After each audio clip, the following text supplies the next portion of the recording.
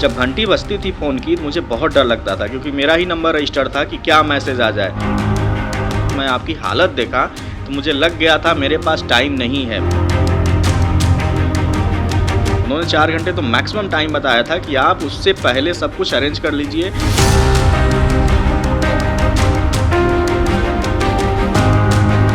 तो सबसे बड़ा डर लग रहा था हम आपकी फैमिली को क्या बताएँगे। उस दिन का जो दौर था वो सबसे कठिन दौर था मेरे लाइफ का।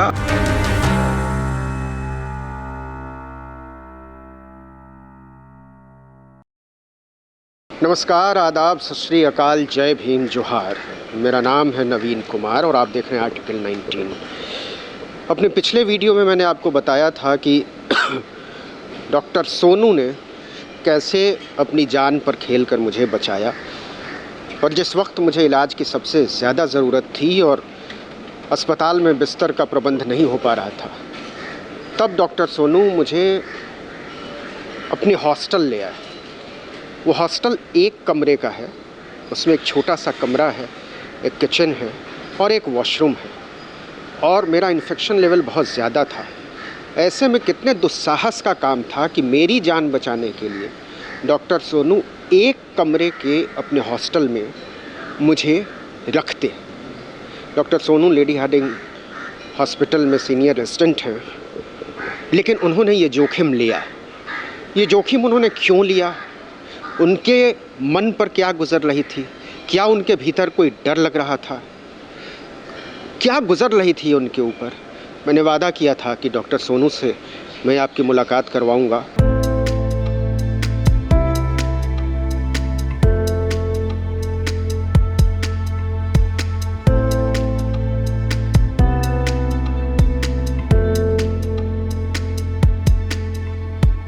यही वो कमरा है, छोटा सा कमरा, और ये गैस सिलेंडर अभी भी रखे हुए हैं जो बीवी श्रीनिवास और दुर्गेश पाठक ने भिजवाए थे। और ये वो बिस्तर है जहाँ मैं लेटा हुआ था। ये सिलेंडर ऐसे ही था और यहाँ से ड्रिप लगाई थी डॉक्टर सोनू ने। डॉक्टर सोनू, पहले तो आपका आर्टिकल 19 पर बहुत बहुत स्वागत है। जी सर, बहुत बहुत धन्यवाद। और दूसरे ये कि मेरी जान बचाने के लिए आपने जो किया है उसके लिए धन्यवाद और शुक्रिया बड़ा ओछा सा शब्द होगा। और आपने जो आपका जो कर्ज़ है मेरे जीवन पर वो बहुत बड़ा है, उसको ना तो मैं उतारना चाहता हूँ और ना वो मेरे चाहने से उतरेगा। लेकिन आप ये बताइए कि क्या मैं ये मास्क उतार सकता हूँ? जी, जी, बिल्कुल आप उतार सकते हैं। आप पोस्ट कोविड पीरियड में इस टाइम हैं और काफ़ी दिन हुआ सही हुए, तो आपको अब दूसरे से इन्फेक्शन आपको मिल सकता है, लेकिन आपसे किसी को इन्फेक्शन मिलने के चांसेस बहुत कम हैं। तो आप आराम से उतार सकते हैं इस समय। तो पहले ये बताइए डॉक्टर सोनू कि जब हम यहाँ पहुँचे और आपने कोशिश की अस्पताल में बिस्तर मिल जाए इसकी, और बिस्तर नहीं मिला और आपको फैसला करना पड़ा कि अब इसके अलावा कोई रास्ता नहीं है कि इस कमरे में लाया जाए और तत्काल इलाज शुरू किया जाए, उस वक्त में आपके दिमाग में क्या चल रहा था? सर, उस समय तो चल ये रहा था कि अभी तो बेड है नहीं, मुझे किसी तरह से जान बचाना। पहली प्रायोरिटी रखनी थी आपके लिए, क्योंकि मुझे इन्फेक्शन होगा या नहीं होगा वो बात की बात है। हो सकता है जब तक मुझे इन्फेक्शन होता मेरे यहाँ बहुत सारे बेड खाली हो जाते, लेकिन उस समय नहीं खाली थे। मुझे भी मेरी भी तबीयत ख़राब होती तो हो सकता है मुझे भी बेड नहीं मिलता। ऐसे मेरे कई कलीग्स के साथ हो चुका था, आरएमएल में भी हो चुका था। तो मेरी प्रायोरिटी थी, हो सकता है मुझे इन्फेक्शन हो सकता है बहुत कुछ होता है, कभी कभी नहीं होता है। तो मैं सोचा कि पहले आपका इलाज किया जाए। उसके पहले भी मैं कोविड पॉजिटिव था। जब पोस्टिंग मेरी लगी थी अक्टूबर-नवंबर में, तो मैं एक बार पॉजिटिव हो चुका था। तो ये भी था कि मेरे अंदर एंटीबॉडी कुछ ना कुछ तो होगी, तो मुझे सेकंड चांसेस में ज़्यादा सीरियस होने का खतरा बहुत कम था। तो ये एक विश्वास था और दूसरा विश्वास यह था कि किसी भी कीमत पे बचाना है अपने पेशेंट को। उस समय जैसे कि वहाँ पे बेड नहीं मिला तो थोड़ा सा ये माइंड में चल रहा था, कुछ भी हो जाए लेकिन सॉल्व करना है इस केस को। अच्छा, मुझे तो कुछ ज़्यादा समझ में नहीं आ रहा था। मुझे सिर्फ इतना समझ में आ रहा था कि मेरी तबीयत बिगड़ रही है और एचआरसीटी की भी रिपोर्ट उस समय तक नहीं आई थी। कब आपको लगा कि स्थिति बहुत ज़्यादा बिगड़ गई है? क्योंकि देखिए हम लोग को जब ट्रेनिंग दिया गया था सीवियर एक्यूट रेस्पिरेटरी इन्फेक्शन में क्या केसेस होते हैं, आपका जो रेस्पिरेटरी रेट था वो बहुत ज़्यादा बढ़ा हुआ था और फीवर कंटिन्यूस बना था। उसके बाद टीएलसी भी 22,000 के आसपास आ गया था। तो ये तो मैं जान गया था कि आप सारी में हैं, मतलब आपको तुरंत अर्जेंट आईसीयू की ज़रूरत थी। तो इतना पता था, लेकिन उस समय अवेलेबल नहीं था। तो और ओरल दवा उतनी अच्छी काम नहीं करती, ना ओरल एंटीबायोटिक हमारे पास अच्छी थी। तो इसलिए मैंने डिसाइड किया कि सबसे पहले यहाँ पे प्राइमरी जो ट्रीटमेंट है जो इनको मिलना चाहिए वो दिया जाए, ताकि आगे का जो मैटर उस पर सोचा जा सके, हमें थोड़ा सा और टाइम मिल जाए तो हम बेड का अरेंजमेंट कर सके। और तो यही हुआ, आगे थोड़ा सा हमें टाइम मिल गया और हमने बेड का अरेंजमेंट किया, जिसमें हमें आज इतनी बड़ी जो सफलता मिली है। और मैं मानता हूँ आपका केस सबसे टिपिकल था। ऐसे बहुत सारे लोग हैं जिनका इलाज उस दौरान इस तरीके से किया गया, और आपका जो सिलेंडर था ये आपके जाने के बाद जो बच गया, इससे 3 लोगों की जान बची है। लेकिन हालांकि उसकी माँ की डेथ हो गई थी, जो लड़का यहाँ से ले गया, वो भी मैंने मैसेज किया था, आपके जो फ्रेंड थे उन्होंने बोला कि आप इसको दे दीजिए, और देने के बाद वो 3 लोग बचे थे इसी सिलेंडर से। तो यदि उस टाइम में ट्रीटमेंट टाइमली यदि किसी को मिलता है तो उसको बचाने के चांसेस 90% से ज़्यादा होते हैं। यदि नहीं मिल पाएगा तो 8 से 10 घंटे बाद उसकी स्टोरी कुछ और होती है। तो इसलिए तो अगेन श्रीनिवास की वजह से मेरे अलावा 3 लोगों की जान बची। लेकिन डॉक्टर सोनू ये बताइए कि वो पहली रात जब मैं इस बिस्तर पर इधर सोया हुआ था, या मुझे कहिए कि मैं लेटा हुआ था और आप उस तरफ लेटे, उस समय क्या चल रहा था? मतलब ये चल रहा था कि मेरा क्या होगा, या ये चल रहा था कि आपका क्या होगा, या फिर कोई डर, कोई भय, कोई आशंका, कोई चिंता? नहीं, ये तो मेडिसिन देने के बाद जैसे जो दवाइयाँ मैं चला रहा था, मुझे विश्वास हो गया था कि मेरे पास 8-10 घंटे, मुझे नींद तो आती थी, लेकिन जब मैं इस रूम से बाहर निकलता था तो मुझे डर लगता था अब क्या होगा। जैसे मैं यहाँ अंदर रहता था, कोई प्रॉब्लम होती थी, ऑक्सीजन सैचुरेशन भी यदि गड़बड़ होता, उसी के अकॉर्डिंग सिलेंडर मैनेज कर लेता था, कौन सा फ्लूइड कब लगाना है, कौन सी मेडिसिन कब देनी है, कब क्या चलाना है, कब किसको मॉनिटर करना है। यहाँ पर जब मैं रहता था तो आसानी से कर लेता, लेकिन जब बाहर निकलता तब डर लगता था। और जब इस रूम में मैं रहता था तो मुझे ऐसा कोई भी डर नहीं लगता था। तो इसलिए मुझे नींद भी अच्छी आती थी और मैं खुद सोता भी था। सुबह में कोई प्रॉब्लम होती थी, ऐसा कुछ लगता था तो सर से बात हो ही जाती थी, आपसे खास तौर से, और दूसरे लोगों से भी एडवाइस ले लेता था ज़रूरत पड़ने पे। लेकिन प्रॉब्लम तब होती थी जब मैं रूम के बाहर जाता था, तो दिक्कत होती थी। वो 3 दिन जो मैं यहाँ रुका रहा और मेरी स्थिति इलाज देने के बावजूद बिगड़ती रही, और जब पता चला कि अब हॉस्पिटलाइज कराने के अलावा कोई चारा नहीं है, तब कैसे फैसला लिया, क्या सोचा, क्या चल रहा था? उस समय तो सर ये चल रहा था कि यदि अस्पताल मिल गया तो बहुत अच्छा है, नहीं तो यदि नहीं मिलता उस टाइम पर भी तो यहीं पे ट्रीटमेंट करने का पूरी प्लानिंग थी। लेकिन ये था कि हमें कोई ईजिली रेमडेसिविर नहीं देता, जो कि आपके लिए बहुत ज़रूरत थी, ईजिली कोई प्लाज्मा नहीं देता, जो कि उस समय रिक्वायरमेंट थी हमारी, क्योंकि बिना अस्पताल के रिकमेंडेशन के कहीं मिल नहीं रहा था। इसलिए मैंने सोचा कि पहले यदि कहीं भी मिल जाए बेड तो भर्ती किया जाए, और यदि नहीं मिलता है तो फिलहाल यहीं पर रख करके मैं इलाज करता। और ये था कि फ़ाइट तो किया ही जाता, चाहे जो भी कुछ हो जाए, उसमें तो मुझे कोई संदेह नहीं था कि लड़ना है इससे और बचाना भी है। बट अस्पताल मिल गया, हमारे लिए बहुत अच्छा रहा। अच्छा, जब मैं एलएनजेपी में दाखिल हुआ और आप मिलने आए पीपीई किट में, और आपने देखा कि मेरा ऑक्सीजन लेवल जो है वो 60s में है, फिर आपने कैसे उसको टैकल किया? और मुझे तो पता नहीं चल रहा था कि क्या हो रहा है, लेकिन आपको क्या लगा कि मैं किस पोजीशन में पहुंच चुका हूं और अब क्या हो सकता है? देखिए, जब वहाँ जाने के बाद मुझे लगा, जब ऑक्सीजन ड्रॉप हो रहा था 60 के अराउंड था, और आपसे जब मैं बात करके देखा, यहाँ और वहाँ में बहुत अंतर था। यहाँ लगभग 80 के आसपास था और सब चीज़ बात करने में भी ईजी होता, विदाउट ऑक्सीजन यहाँ पर रहा था। लेकिन वहाँ जब आपने 60 बताया और मैं आपकी हालत देखा तो मुझे लग गया था मेरे पास टाइम नहीं है, बहुत कम टाइम है।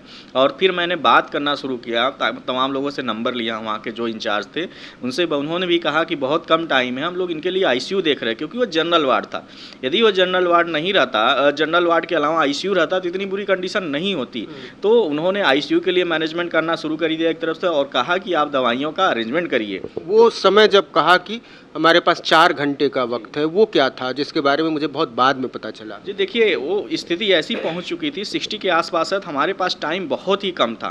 उन्होंने 4 घंटे तो मैक्सिमम टाइम बताया था कि आप उससे पहले सब कुछ अरेंज कर लीजिए और हम इनको आईसीयू में शिफ्ट करने का प्रयास कर रहे हैं, कहीं से भी खाली होगा या हो सकता है नया बेड भी बनाना पड़े, नया आईसीयू तो हम लोग अरेंज कर रहे हैं, लेकिन आप भी अरेंजमेंट करिए और हम लोग कर रहे हैं। तो सबसे बड़ा डर लग रहा था हम आपकी फैमिली को क्या बताएँगे। तो फैमिली के इन्फॉर्म करने के लिए किया गया, उनको थोड़ा-सा हिंट दिया गया कि इन्हें हम आईसीयू में शिफ्ट कर रहे हैं, क्योंकि परिवार को भी बताना बहुत ज़रूरी होता उस। और हमें तो डर लग ही रहा था कब क्या हो जाए, कब जब घंटी बजती थी फ़ोन की तो मुझे बहुत डर लगता था, क्योंकि मेरा ही नंबर रजिस्टर था कि क्या मैसेज आ जाए। बड़े डर के मैं फ़ोन उठाता था, लेकिन जब पता चलता था किसी और के लिए बात की जा रही है, कुछ और रिक्वायरमेंट है, तो मुझे थोड़ी-सी शांति मिलती थी कि नहीं, अभी तो मेरे पास टाइम है। तो उस दिन का जो दौर था वो सबसे कठिन दौर था मेरे लाइफ का, अब तक का जितना भी मैंने देखा, क्योंकि जो फ़ैमिलियल होता है या जिससे आप जुड़े होते हैं, चूँकि आप हमारे सीनियर भी रह चुके हैं इलाहाबाद विश्वविद्यालय के, तो एक डर फैल जाता है। और यदि कोई नॉर्मल पेशेंट रहता है तो ऐसा डर नहीं लगता, लेकिन उस दिन मेरे अंदर भी एक डर फैल गया था कि आगे क्या होने वाला है। लेकिन मैं प्रिपेयर था कि अपना काम करना है, आगे जो होगा देखा जाएगा। तो वो सुबह जिस रात मुझे प्लाज़्मा लगाया गया और रेमडेसिविर लगाया गया, उसके बाद वो रात कैसे गुज़री आपके ऊपर?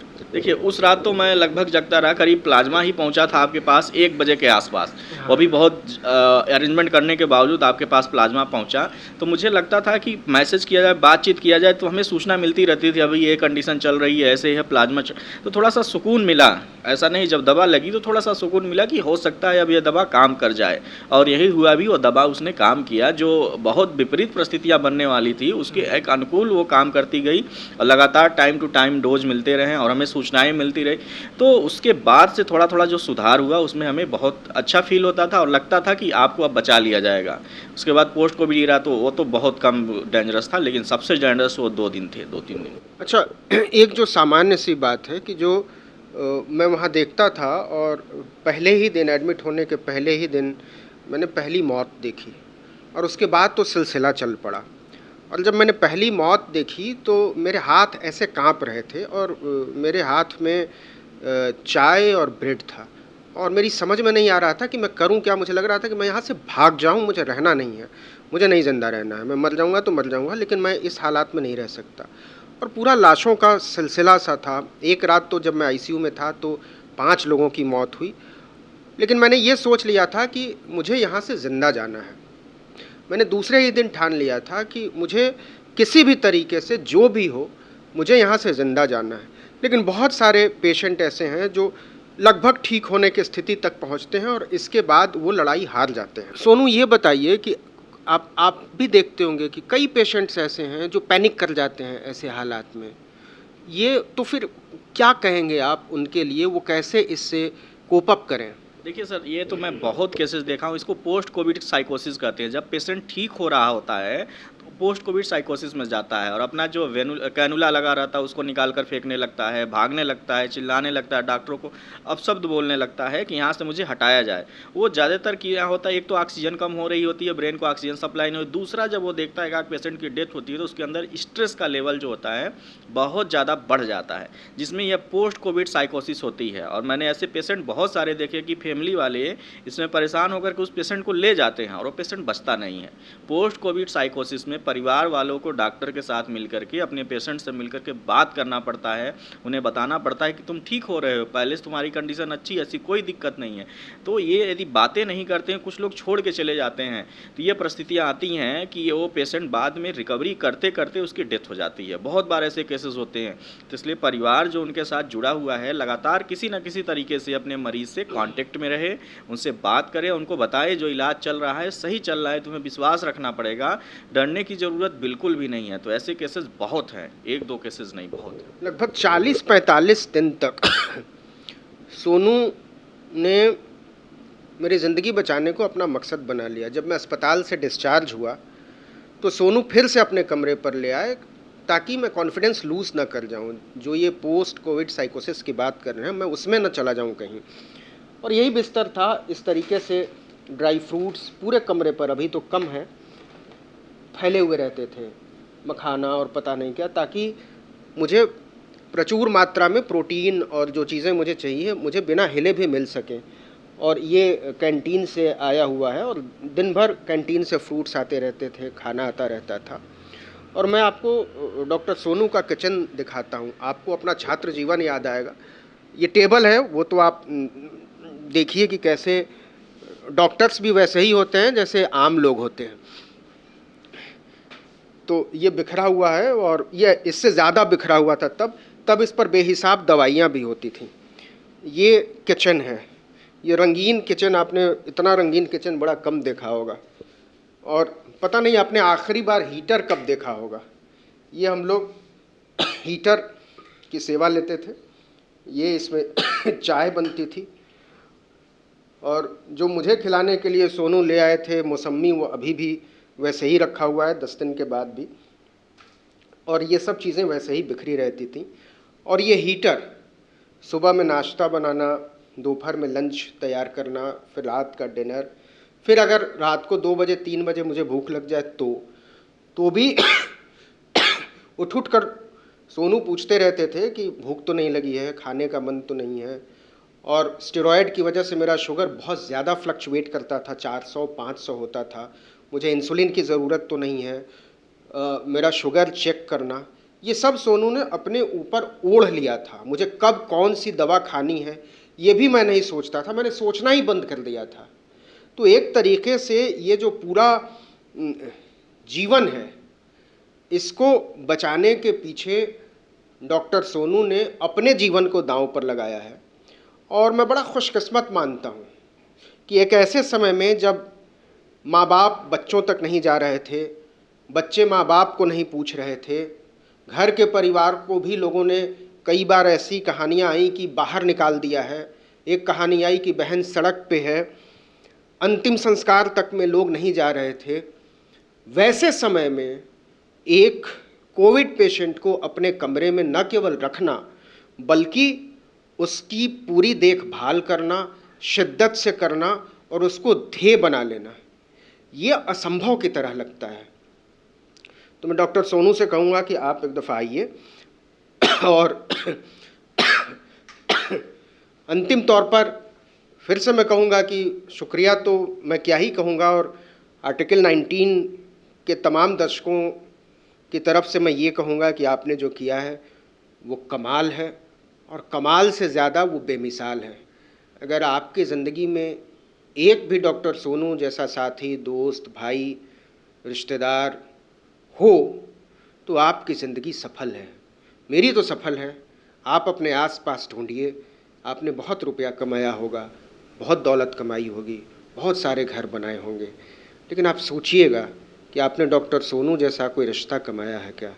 डॉक्टर सोनू एक दफ़ा आखिर में आर्टिकल 19 के दर्शकों के लिए और वो तमाम लोग जो उस दौर में आपसे जुड़े रहे, वो और मेरे बिहाफ पर जो लोग आपसे मेरी खोज खबर लेते रहे, उनके लिए आप कुछ कहें।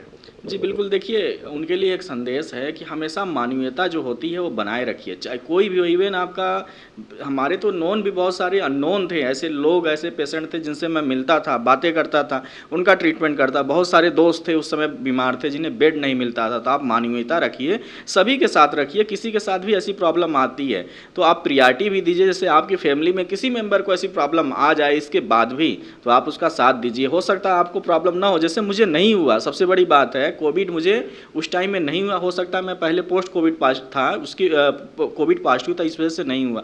तो जब इंसान अच्छा करता है तो उसके साथ अच्छा ही होता है। और जहाँ भी इस तरीके का मैटर आए या ऐसी कोई भी अमानवीय हरकत आपके सामने हो तो उसके खिलाफ आप बोलना जरूर सीखिए। यहाँ पर लोगों को बेड नहीं मिले, लोगों को ऑक्सीजन नहीं मिला, फिर भी आप शांत रहते हैं। आप अच्छे अस्पताल की मांग करिए। पीएमएस पे जाएंगे, जो प्राइमरी हेल्थ सेंटर होता है उत्तर प्रदेश का, वहाँ पे कोई व्यवस्था नहीं होती है। मिनिमम सुविधाओं में सरकारी कॉलेज में पढ़ा हुआ डॉक्टर इलाज करता है। आप लोग उस पर मारना छोड़ दीजिए, क्योंकि उसके पास क्या है, वो तो अपना प्रयास ही करता। आप एक्सीडेंट करके आते हैं, वो केवल अटेम्प्ट करता है, बचाने के लिए प्रयास करता है। ऐसा नहीं है वो 100% गारंटी देता है। हमारे यहाँ कोई 100% गारंटी वाला किसी केस का भी नहीं मिलेगा। तो आपको उस पर विश्वास रखना है। मैं आखिर में एक बार फिर से कहूँगा कि बाबाओं के उस गिरोह से बचिए जो आपको बरगलाता है। उन घमंडी और लंपट गेरुआधारी लोगों से बचिए जो कारोबारी हैं दरअसल, और वो अपने आप को धन्वंतरी के संतान बताते हैं।